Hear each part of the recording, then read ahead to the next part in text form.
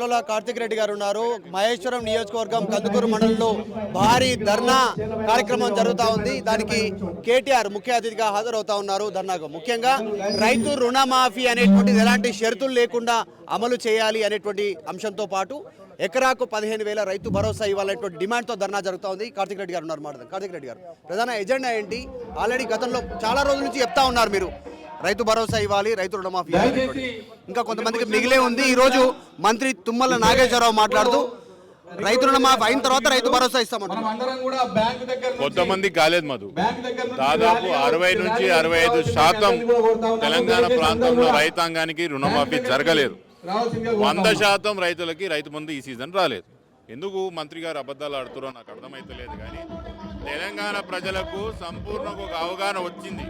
Congress party సంపూర్ణంగా రైతులని మోసం చేసిందని, వాళ్ళ పట్ల ఒక హేళన భావంతో ఈ తెలంగాణలో కాంగ్రెస్ పార్టీ ప్రభుత్వం వాళ్ళని ప్రవర్తిస్తుందనే విషయం రైతులకు తెలిసింది.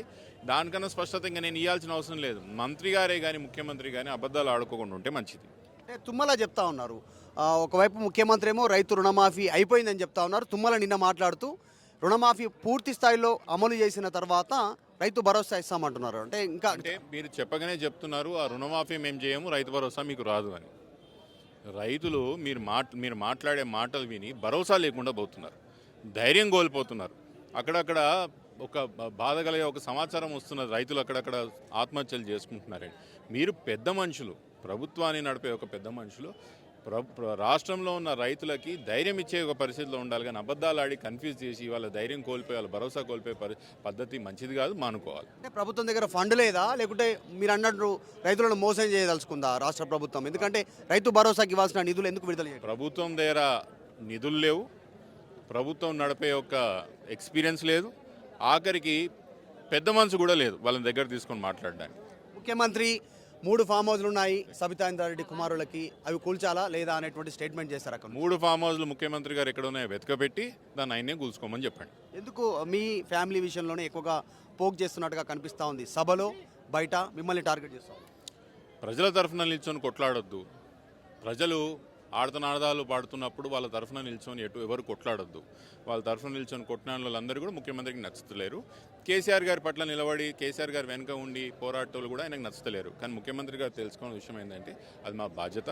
మీరు ఎంత బెదిరించినా, ఇట్లాంటి ఎంత హేళనగా మాట్లాడినా కూడా మేము తగ్గేది లేదు. ఇంకా 2 ఇంతలు కొట్లాడాలి. ఉద్దేశం ఏంది ఇక్కడ నుంచి ఏం చెప్పదలుచుకున్నారు? రైతుల రుణమాఫీ సంపూర్ణంగా చేయాలా, రైతు బంధు రైతు భరోసాను సంపూర్ణంగా చేయాలి, ఒడ్లు కొనాలా. ఈ 4 సంవత్సరాలు కూడా రైతులని సంపూర్ణమైన న్యాయం చేసే ప్రయత్నం అంశాన్ని కూడా మీరు అనే విషయాలు మాట్లాడతాం.